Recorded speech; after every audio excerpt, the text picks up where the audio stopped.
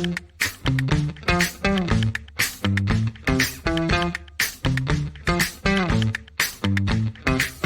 everybody, welcome back to Off the Wall. I'm Mike. And I'm Bogz.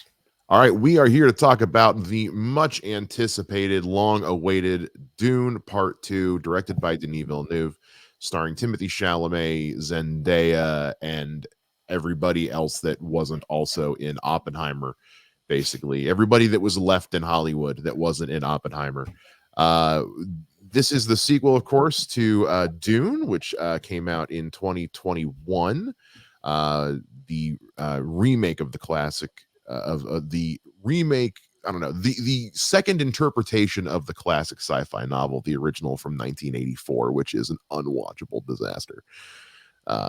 I've tried several times in the last few days to rewatch it just to see. I'm like, is it as bad as I can? And it's atrocious. I've never seen it, to be fair. Look, it's on Max. If you're curious, it's basically both of these movies crammed into a single 2-hour movie, and it's not good, but it's also of its time. I've heard.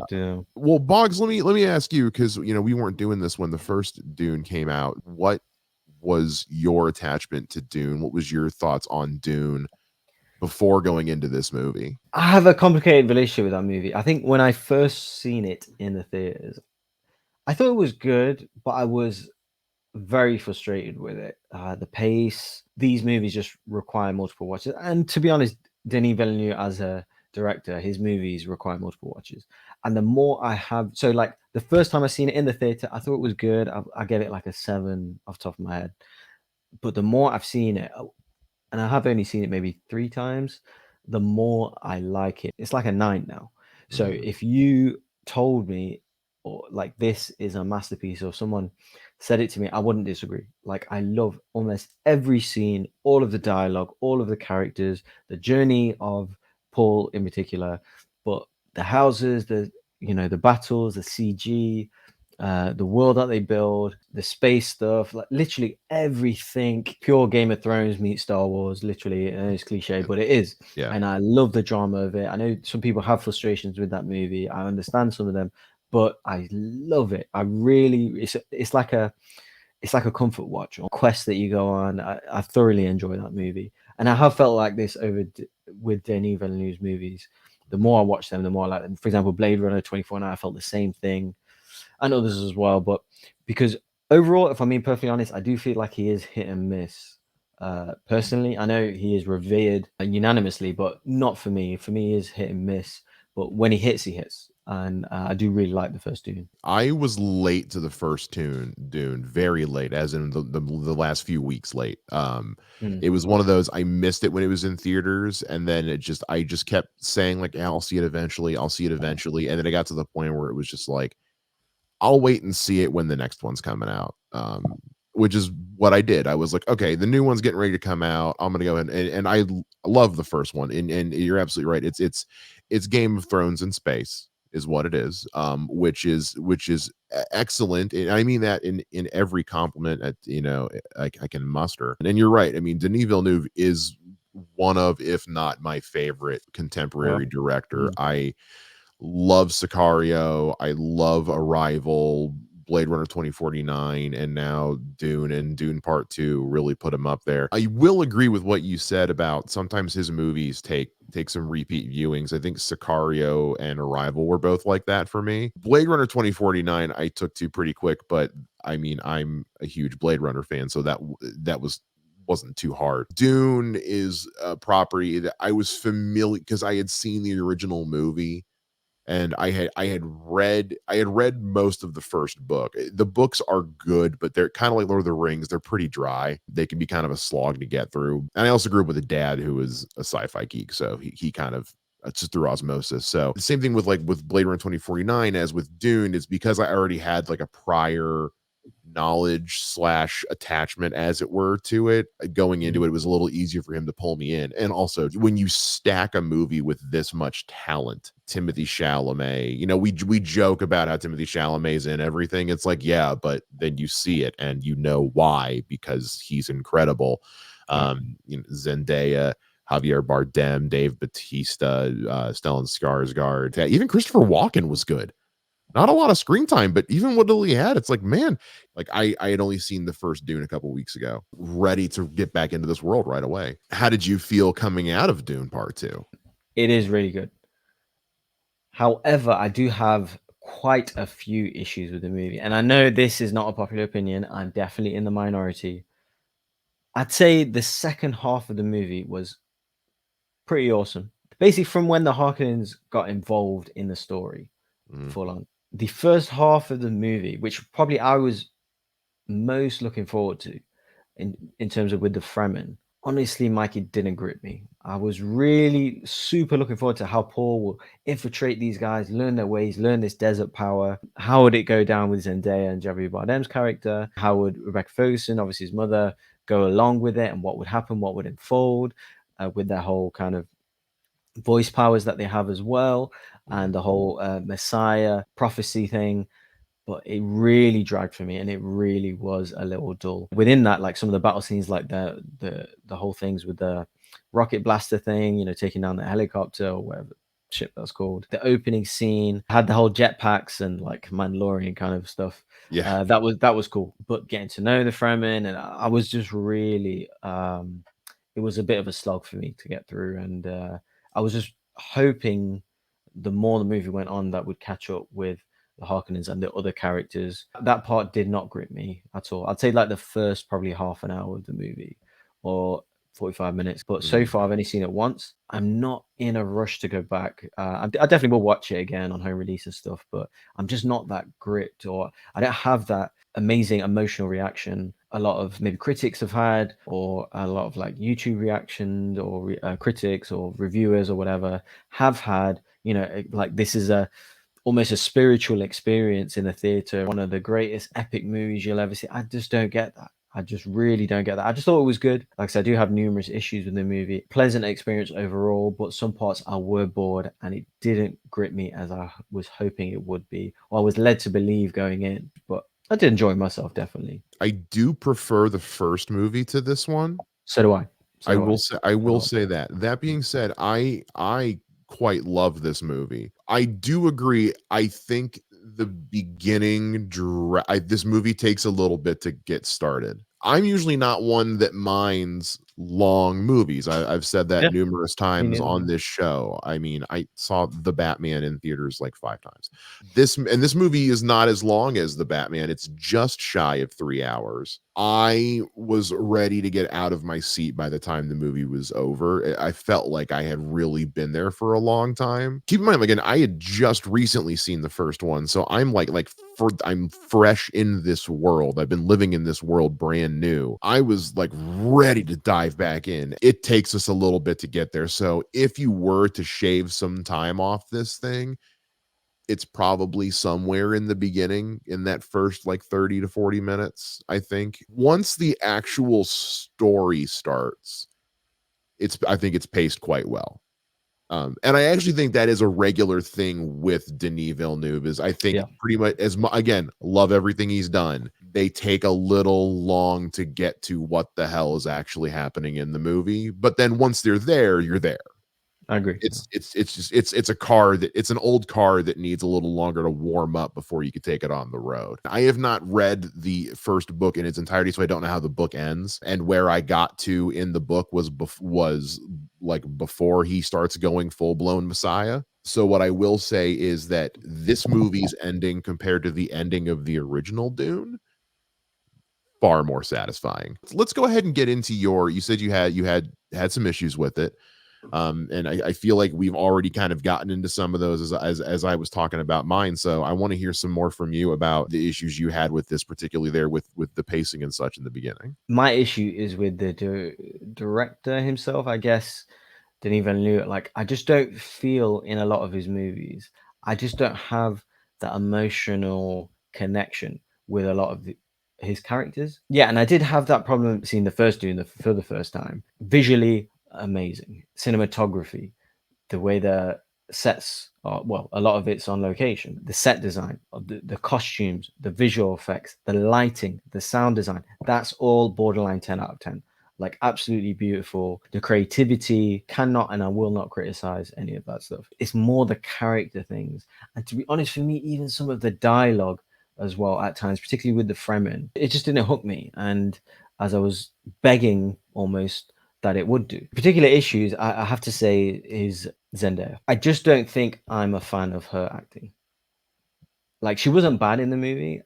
I just don't think that she has the emotional range to do a role like this. Whether it's Xavier Bardem's character, Rebecca Ferguson's character, Josh Brolin's character, Austin Butler's character, I believe them in this world. Like, I believe that almost alien beings or humanoids, you know, in these houses with these families, with this history, a lived-in world. Just Zendaya's portrayal of this character, I just don't buy her as this Fremen character who lives in the desert. It's almost like she's too earthly, and it just bugs me. I think that's my issue with her as an actress. I just don't like her too much as an actress, to be honest. Her performance bothered me a lot throughout the movie, and it almost took me out of the movie because, as well, we were so anticipating her character's entry from the first movie. What we got, I was quite disappointed with in particular. Also, as well, just the overall portrayal of Paul. Again, I do quite like Timothy Chalamet. In this movie, this character,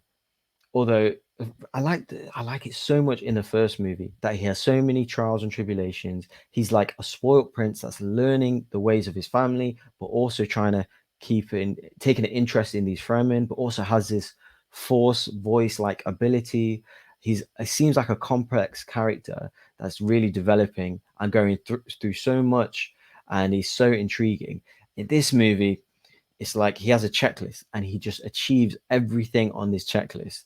And from whether if it's infiltrating the Fremen, openly doing it, of course, learning how to do a sandworm, learning their ways, a leader of the Fremen to do his like father's legacy with the Fremen learning the desert power and having the people fight on his side, gets all this, wants to be the emperor, gets the girl in Zendaya, gets the emperor's kind of daughter to obviously marry into that family, learns more about the voice, beats Austin Butler. It just everything was just getting ticked, and I just didn't see enough pushback against him and his character. And he's like £100 guy. Do you know what I mean? And he could just do all of this thing. Understand he's a chosen one, the Messiah. We'll get into that as well in this universe, and he's the main character, and it's meant to happen to him, but it just didn't sit well with me that this character just goes through everything and just achieves everything that he sets out. It just really bugged me. Like, for example, none of his aides or anyone close to him really dies in the movie. His mother, Josh Brolin's character, Javier Bardem's character, Zendaya's character. That's the only one, he didn't get with that girl at the end. She just kind of goes off on a sandworm at the end, but he does obviously marry. He does become emperor and gets the emperor's daughter basically to start his own kind of new legacy from there. So that overall kind of bugged me more and more throughout the movie, and then by the end, it came to realization like, oh, okay, he didn't even believe in this whole prophecy Messiah thing, and he just kind of drinks this blue water, and that's it. He just accepts everything that's been laid out in front of him, takes it on board, and yeah, he just kind of rules the Fremen from there, takes on the empire, if you will, beats them, and then it just spirals, so on and so forth. For me, didn't really suffer any loss as opposed to the first movie, is what I'm saying, Mike, where he lost his father, he lost his whole family, but at the same time learning these things. I just got more emotional connection and character development with him in particular and his story in the first movie, as opposed to the second one where everything just seemed to work out.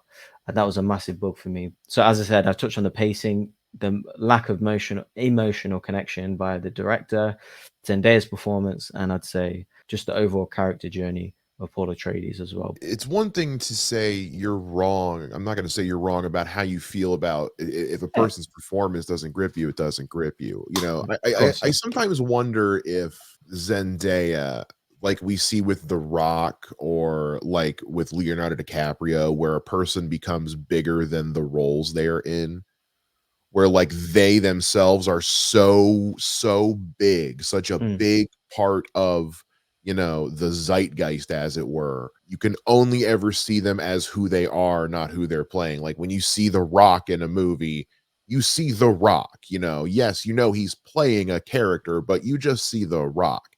And I sometimes wonder if Zendaya is one of those people who, because she's become such a phenomenon in Mm, pop culture, that you just see her and you just see Zendaya, you know what I mean?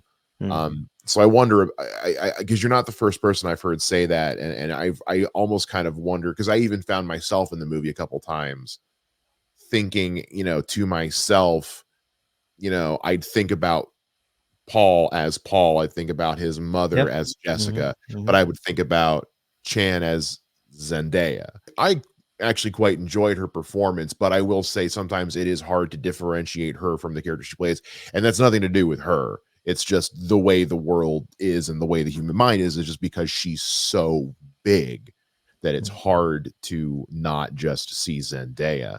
mm. Um, I will agree with you in that, yeah, Paul doesn't suffer or struggle much in this movie. I think the I think there's two schools of thought you could take with that. One is that, yes, because it is a chosen one movie, if he's the chosen one, it's supposed to succeed. Well, how do you make a convincing story? Well, then I guess then the purpose of the movie is to make you believe, like the people do, that this guy is the chosen one. You know, they have to make the audience buy that this guy is the chosen one. So therein it becomes a matter of like, well, then does Timothy Chalamet do a convincing job portraying Paul Atreides? Does he do a convincing job in the role? Like, I will say, when it gets to the part where he convinces the Furman, I was like, "Oh yeah, no, I buy it. Yeah, I buy it. I buy that this guy is the chosen one." The other school of thought you can have on that is that you're right. He did suffer greatly in the first movie. You gotta remember, this is also two parts of the same story. So all his suffering was in part one. Part two is everything that's coming from it, is everything that the suffering is yielding. Is one way you could look at it, maybe. My biggest frustrations were just with the pacing in the beginning of the movie. Definitely the first 30 to 40 minutes were slow. You know, there was a lot of times where it was like, yeah, I get it. This desert's beautiful. Right. Yeah. I got you. Yeah, no, I got it. Mm, Man, it's a, you know, I again, I'm watching this in IMAX, so like I feel mm, like I'm there. Like I feel mm, very warm. I mm. am very warm right now. Yeah. But like what are we doing? Like what's the mission here? Like what's the next step? How do we get our vengeance, you know? Mm. I knew Gurney was going to come back because I knew it from the original movie. By the way, fun fact, if you haven't seen the original movie, Gurney in the original movie is played by Sir Patrick Stewart. And it is odd. He is doing some weird Shakespearean kind of thing that I just do not get. Anyway, so yeah, so I knew Gurney was coming, but it was cool to see him come back. I was glad that he did. Mhm. Because I think about the training scene in Dune Part 1. Yep. That scene lives rent free in my head when Mhm. he's like, you know, I need to see it in your eyes. They are Mhm. like, Mhm. Brolin is so good. Right. He doesn't have as much to do in this movie, but Gurney also just doesn't have as much to do in this part of the story either. Really liked the way they used Florence Pugh as kind of a narrator of sorts. Mm. Because in the original Dune movie, the movie is narrated by the Emperor's daughter. Mhm. So having that as being her diary or whatever was kind of a nice little homage to the original. The stuff with his mother, I felt like, and I know they were trying to convey a massive passage of time. It just seemed like the stuff with his mom worked out a little so quickly. You know, I don't know. I don't know what I expected, but it just seems like the stuff with his mom. I was like, man, we used up a lot of time in the beginning. I felt like we could have used here to show more of Sure. her, Mm. like this. Transition to Yeah, because the this story thing the that she's story of her turning the Furman into a cult for her son is a mm. story I very much want to see. Yeah, sure. And it just goes from I'm going to start a cult to I have a cult now. So yeah, I was like, cool. Let's keep the movie the same length, but take 10 minutes out of the beginning and put it here. Just on the point of the length of time, Yeah. Mike, don't forget, like, obviously all the issues I had with the Paul Atreides character. Yeah. The first movie, his mother's a few months pregnant. Sorry, a few weeks Weeks. pregnant. Yeah, Excuse me. weeks. Yeah, she's not even had the baby yet. So presuming it's 9 months, okay. Yeah, The length of time that it takes for them to have babies. This yeah, whole event, everything that he's gone from spoiled prince to warlord in less yeah. than 9 months, and that was ringing through my head S as that movie culminated. Um, so, I do have a response to that, but it's a weird one. okay. So the answer to that is this. That is a change, from I will say, again, don't know if it's to the book. That's a Mhm. change from what they did in the original movie. So in the Okay. original movie, when she drinks the water of life, I think it was War called, water. Yeah. Yeah. she gives birth immediately, and the Mhm. kid grows up, like, accelerated. So, like, by the time they get to, I think it's like 2 years later, when Mhm. they go to attack the emperor, the kid's like 12. It's like a Mhm. Twilight situation where the kid just grows at some point. And she's like got this weird, it's weird. It's very weird. It's obviously not in Dune Part 2, and frankly, thank God, because as bad as Dune is, that's the weird, it's because they overdub her voice with an older woman, so it sounds witchy, and it's bizarre. Mhm. It's bizarre. It's just very like the Omen evil magic child thing. Because when she drinks the water of life, the old Reverend Mother is like, "Oh, what have we done? She's pregnant."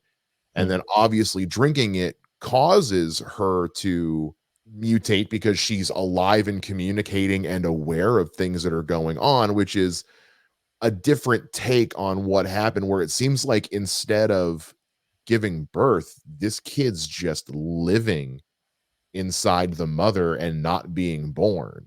Mhm. So I don't know. I don't know what because they don't do like a little crawl that says how long it's been.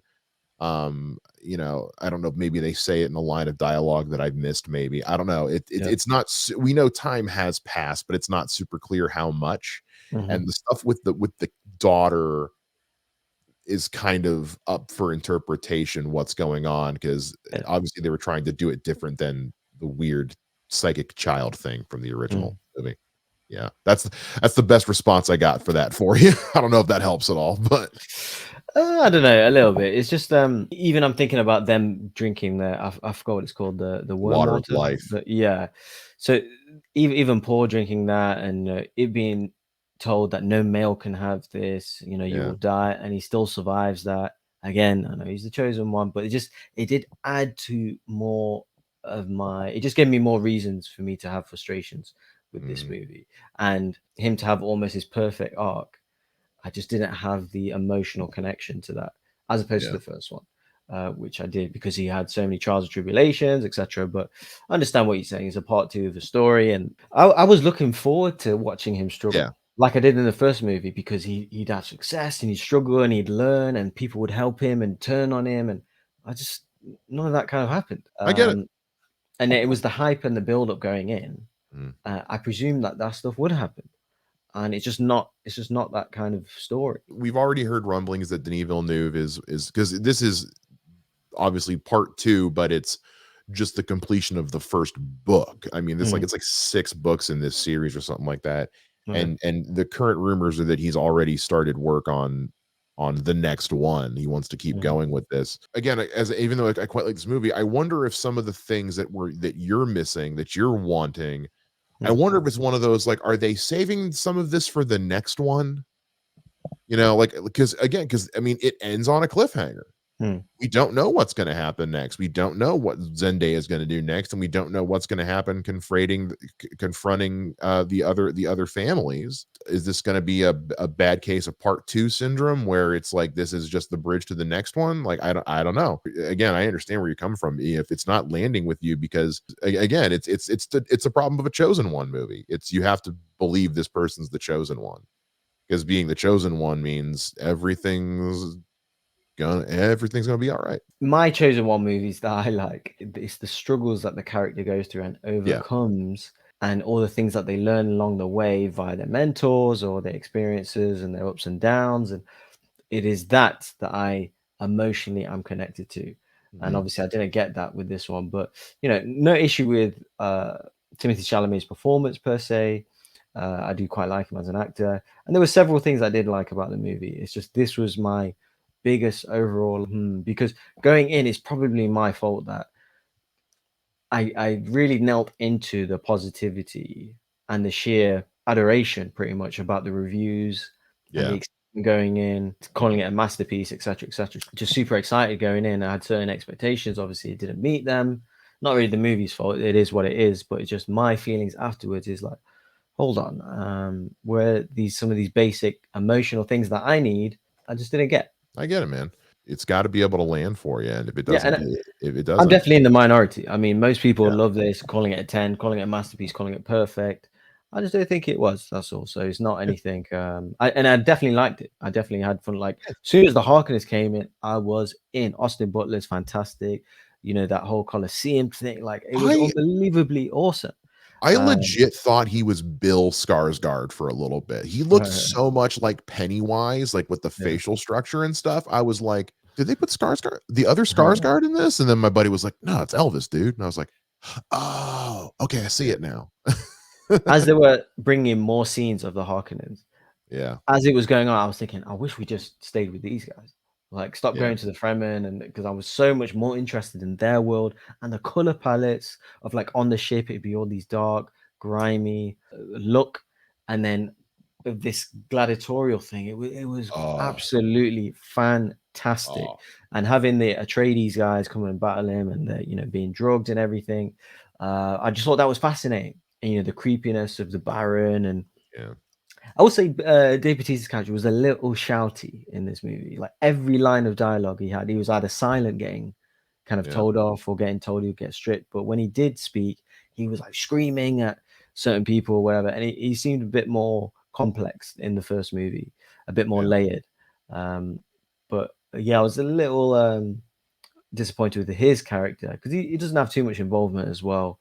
yeah, He had to kind of make room for other characters, which I'm fine with overall. Just a side note, but yeah, even Rebecca Ferguson's character, I thought she portrayed that really well. Javier Bardem, again, I quite liked him. I also think it's a little bit overblown, his performance, because people are saying like if he was in Dune to qualify for this year's Oscars, he would absolutely win Best Supporting Actor. I'm not seeing that. I'm not seeing that level of hype that was being kind of forced down my throat. I do really like Florence Pugh though. Like she's not in it enough. I wish she was in it more, and Christopher Walken as well. But the little they had, totally bought in. And as well, just the actual like physical look of Florence Pugh in particular, she just so suited in this world of being a princess, with all like the head gear that she'd have on and like the outfits. Like I got that sense of weird alien royalty, otherworldly look about her. I kind of got before they even mentioned it that she was like part Bene Gesserit or whatever it's called. mhm. Sorry, Something forget the like that, yeah, pronunciation. Yeah, I kind of she had that sense about her. Yeah, everything involved with the Harkonnens was so fascinating. I could watch a movie just of these guys' world and just them living as this like imperial force or whatever. yeah, All that was super intriguing, and just the emperor in his world as well seemed really fascinating, and his kind of coercion or partnership that he had with that with the Bene Gesserit, and learning about all the seeds that they're planting, all that stuff's fantastic. Leading up to like the Return of the King battle scene, riding in on the worms and everything, absolutely fantastic. Loved all that. yeah. So yeah, loads of stuff I did like about the movie. Just this isn't my Lawrence of Arabia of the modern generation. Yeah, I don't think. That's fair. There's calm down, dude, fans. Sorry, but yeah, sorry if you guys are watching this and expecting this complete, adoration for this movie. Not from me personally, but it's Well, definitely from. here's what I'll say. Like I said, other than feeling a little sloggy in the first chunk for me, I absolutely loved this movie. I mean, I was blown away by the visuals. I would Yeah, describe the first Dune as actually quite a cold movie, and I don't mean yeah, that it is. but it is a cold movie, and Mm-hmm. this one's very warm because and a lot of that's because most of it does take place in the desert. The first Dune feels like things are dire and then ends with all hope is lost. Whereas I think this movie is the rekindling of the flames of hope, as it were, and I think that comes through with the warmth in the color palette and in the cinematography and in just the design of everything in this. Mhm. With this movie, I'm so afraid of sand now. Next time I'm at the beach, I'm gonna be walking like a Furman, just Yeah, with yeah. no rhythm to mimic Like, the I will say again, having rewatched the first original movie, I will say that's not touched on at all. Basically, they go out into the desert and he says, "Remember, walk with no rhythm so it doesn't attract the worms." And the next shot is just them walking normally. So the sand walking looks weird, but props to them for committing to it. You do what you got to do because they made the sandworms in the original movie do not feel like a threat at all. In both Dune 1 and in Dune Part 2, the sandworms are terrifying. They are such harbingers of death, doom, and destruction. I really enjoyed Florence Pugh in this and Christopher Walken. And yeah, man, I'll tell you who else I enjoyed and I was really hoping we get more of was Leah Seydoux. I have such a weird crush on her. I just absolutely love her. Loved her in No Time to Die, and she had such mm, a small role in this, but like I bought her as one of these, yeah, Bene Gesserit mm. manipulative, just the idea of like what if the church was also part of the political machine, basically. I really enjoyed the hell out of this movie, and I'm kind of can't wait till this comes to streaming so I can like do like an all day binge of both and just get the full story all at once. If he is in fact working on the next part of this, I never thought I'd live in a world where I'm excited for the idea of more Dune. I really don't, because it's not every day that we get introduced to a sci-fi fantasy property that's let's say quote unquote new, that's not Star Wars or Lord of the Rings. This has that level of Game of Thrones, Lord of the Rings, that Star Wars, that universe, that world building. This world feels so supremely lived in and authentic. I ate this movie up, man. I loved it. Yeah, a little slow in the beginning, but ultimately I had a great time with this.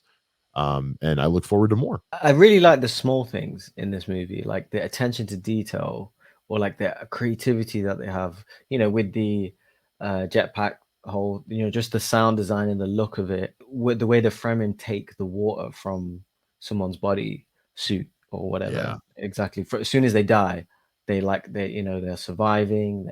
Loads of small things, even like Austin Butler's vampire hanger on people. Yeah. Like they're just super creepy. They What a just like choice. kill people, just feed them to his I don't know, his groupies, if you will.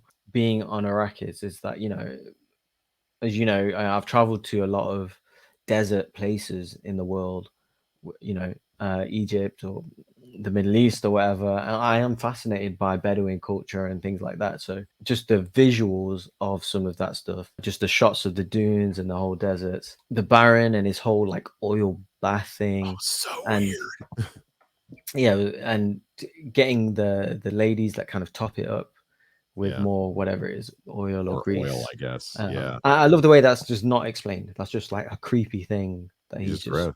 yeah, he That's just just how they throws in. it's how they Um, were always described, as they were just the grossest of gross. And yeah, I will say, as gross as he is in these movies, the Baron in the original movie will make you want to throw up. really. It's really because it's like this is disgusting, but in a way that feels artistic, Hmm. in a way that feels like purposeful. A The Baron and his two nephews are the only Harkonnens you ever actually really see in the original movie. Everyone else is Hmm. just in suits, but he's just gross for the sake of being gross. And both of his nephews have such tiny little parts in the original movie too, is the thing. Okay. So the skinny one was played by Sting in the original. Yeah, yeah, yeah. I did see that. Uh, Yeah, or I heard that. Yeah. Yeah, which is Crazy. what gave us John Constantine. I dare to call it a glow up that our Conan's got, because it's really not. They're still disgusting. They were definitely like creepy in all the best ways. Yeah, Uh, they added a lot of intrigue with yeah, them. I even like the way like they killed off them uh yeah, ladies that were helping, putting the oil in through brutal. their frustrations. Yeah, yeah, yeah. Inside the Emperor's, is it ship? I don't know what kind of vessel he had. It's like a ship that is also a throne room. Like Yeah, it's a ship just for his throne. right, right. And how the whole design of that inside, the set design, and that final battle took place there, of course. I didn't mind, Paul being related to the Harkonnens and that whole Yeah. almost incestual manipulation that the Bene Gesserit did by sowing their seeds, by setting up this prophecy. The way I took it, I'd like to know your interpretation, Mike. The way I understood what the Bene Gesserit were doing is like these have the ability to see into the future, and they understood Paul's path, or like partly knew his path, and they Mhm. relayed this to the Fremen that this is the prophecy of the Messiah via uh, the kind of method of religion. Mhm. And because this prophecy was written down or given to these orally or whatever, these events unfolding because they've seen what's happened. So these events unfolding led them to believe, or particularly Javier Bardem's character, but obviously the Fremen in general as well, that this guy was the Messiah. And then these events unfolding obviously all matched up. So therefore, to them he was fulfilling the prophecy, but this was set up and manipulated by the Bene Gesserit. Once Paul embraced the prophecy and his own journey, that he could take the plan or the matter into his own hands, and then which is the ending of the movie. Basically, he can set his own path, and he's broken free from this prophecy, but he's also won over who he needs to win over because their prophecy matches up with his path that was seen by the Bene Gesserit, etc. That's the way I understood it. It's But you're not wrong. It's a self-fulfilling prophecy is what it yeah. is. It's basically the Bene Gesserit had this vision or whatever you want to call it Mm, of that this person was going to come and do this thing. mm, And but how do you convince people of that? Like the idea, like because Family Guy even brought this up. Like, what would you do if Jesus actually did come back today? mm, Nobody would believe him when he said that he was Jesus. Is basically what it is. He would just come back and say, "Hey guys, what's going on, Jesus?" Everybody would be like, "No, we don't believe you." Because it's a human nature to be distrusting. So the idea is that we have this prophecy then, so we need to make sure that this prophecy comes true. We need to get people on board with it. So let's start just convincing everybody that this is real, that this is a thing. It's kind of a condemnation of religion, ultimately, in a way. yeah, I get that. Yeah. It's a condemnation of the worst kind of religion. Let's go with that. Mm, mm, mm. The idea of a socio-political religious, you know, Yeah, deep state based, absolutely basically. right. Their Uh, messages are all in there. Yeah, you're yeah. definitely And so correct. what it is so they've gone to these people and basically gotten them on board with their religion, or in sort of incepted the idea into them, so that now they're going to form their own religion based around our ideas, but they're going to just basically be two sides of the same coin. Hmm. And it almost to me feels like Paul is at a point where he's like, fine, you guys want me to be this person, well then I'll go be this person and let's see how it works out for you. To Hmm. the because Yeah. we get that in the first, in the, he resents his mother for the Bene Gesserit side of his life. He says, you did this to me, Mm. you've I'm done a this to freak me, or something. He I'm a says something freak. along those. Yeah, yeah. Yeah, you had me as a boy, because apparently they can decide what the gender of their Mm, child will be. That's never mhm, fully explained, but regardless, mhm, you chose to have a boy mhm, because you wanted to be the one to fulfill the prophecy. He doesn't know this, but she did it out of love for her husband, for not her husband, but her partner. She was his concubine, not his wife. She had a son because he wanted a son. mm. So she did it out of her love for him. Everyone else thinks she did it because, but that's because they kept their love for each other a secret. It wasn't supposed to be a marriage. It was supposed to be a union for political means. Right. The more you know, kids. Paul is at a point where he's almost taking on the role resentfully, like, okay, fine, the Bene Gesserit want me to be this savior Mhm, person, fine, but it's not going to go the way they think it's going to go. And they're mhm, starting to realize, like, the Reverend Mother finds out at the end, like, oh, this has backfired mhm. spectacularly. You're definitely right. It's a cautionary tale of messiah figures, Yeah. and if you wanna say cults or believing in, manipulation or, um I also got shades of imperialism, Yeah. what, cautionary tales of imperialism 1000%. colonialism It's very on much a a statement on, like, Native Americans and here in the States. yeah, all over the world. I mean, absolutely. Yeah. Enslavement, etc. Yeah, I definitely got all that, and I guess that's just doing the story on That's just what Dune. it's Yeah, that's portraying. just Yeah, Dune. yeah, yeah. I just wanted to know your thoughts on the ending in particular. Um, Actually, the fight scene as well. Okay. I thought I kind of thought it was a little short as well, and it doesn't have to be long, but I wasn't underwhelmed because it was good, the choreography and the action Mhm. stuff.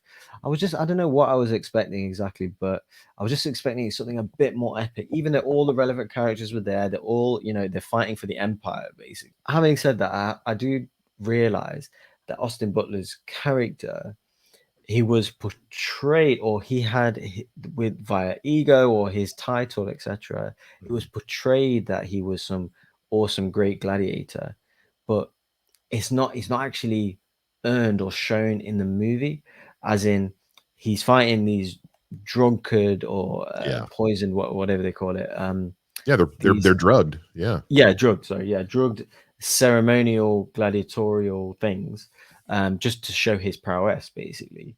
Mhm. And the fact that he's shocked that he's fighting someone who isn't drugged, yet he's not, for example, fighting in a battle. We don't see him with a mentor like we do with Paul. We don't know that he's a awesome fighter. He looks great, but Yeah. really, when he comes up against someone who's not afraid of him, willing to go toe to toe with him, he comes up short. 'Cause he That almost lost that fight in the gladiator ring. He did, yeah, yeah. He got so much help. Plus, he had his shield thing that he Yeah, turned yeah. off, but he initially did have it.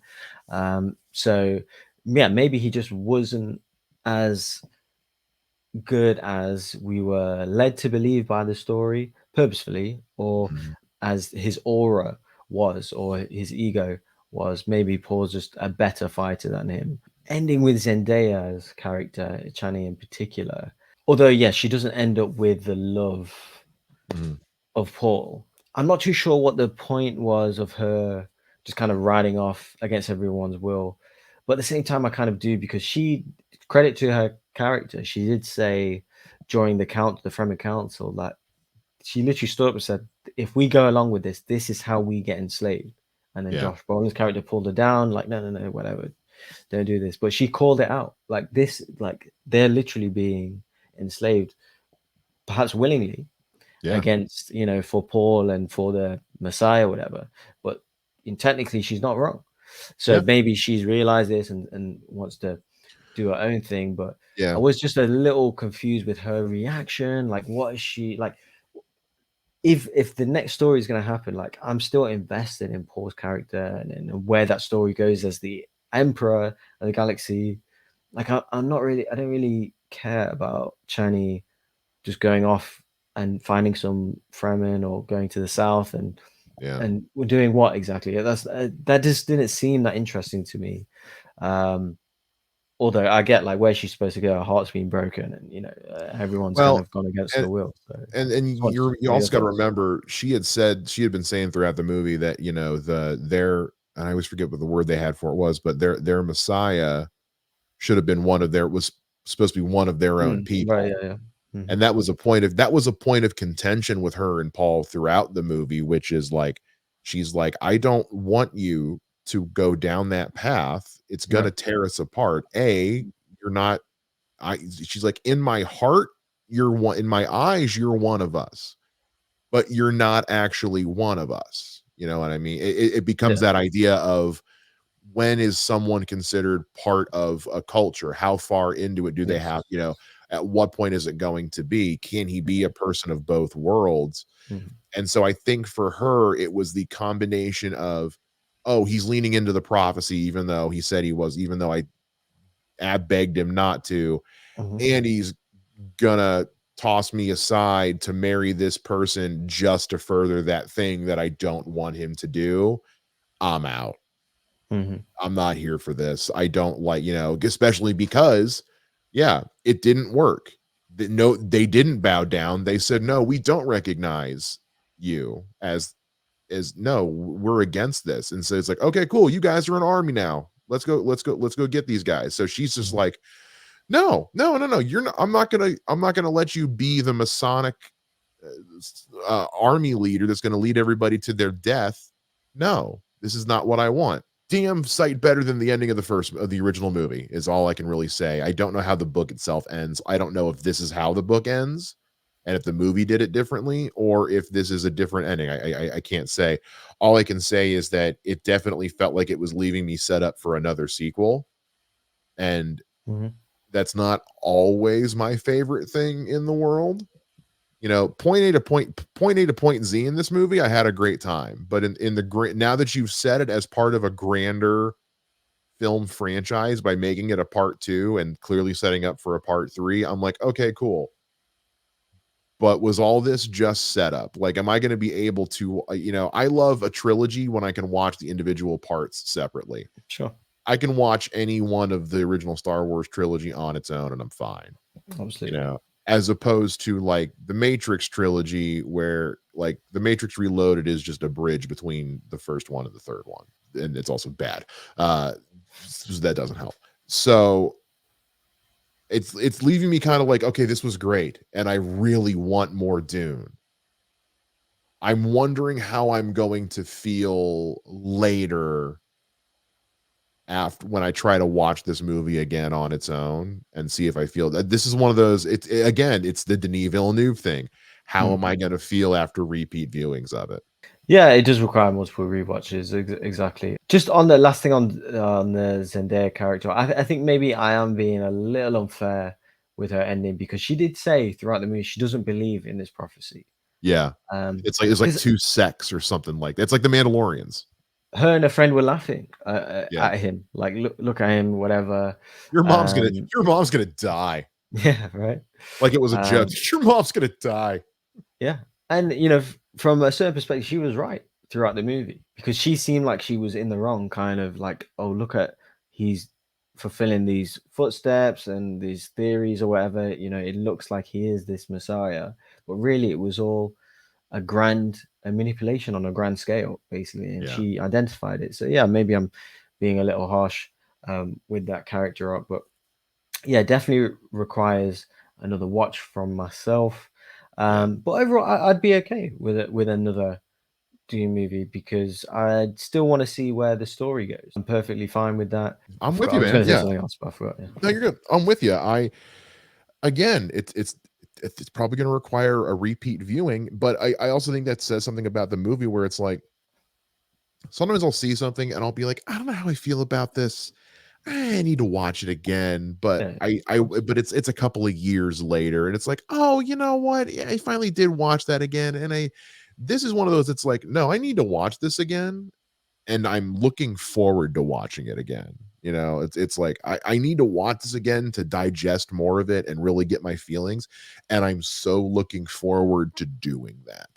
Mhm. So I think that's a testament, if nothing else, to how good again this world building Denis Villeneuve has done with this movie, where it's like you gave me a lot and you gave me enough so much that I need to go back for seconds, and I'm looking forward to it. Nice. Yeah, absolutely. I'm really happy for you and like anyone else who thought this was, you know, a masterpiece and had an amazing experience in the cinema. Awesome. I'm not challenging that or disputing that in any way.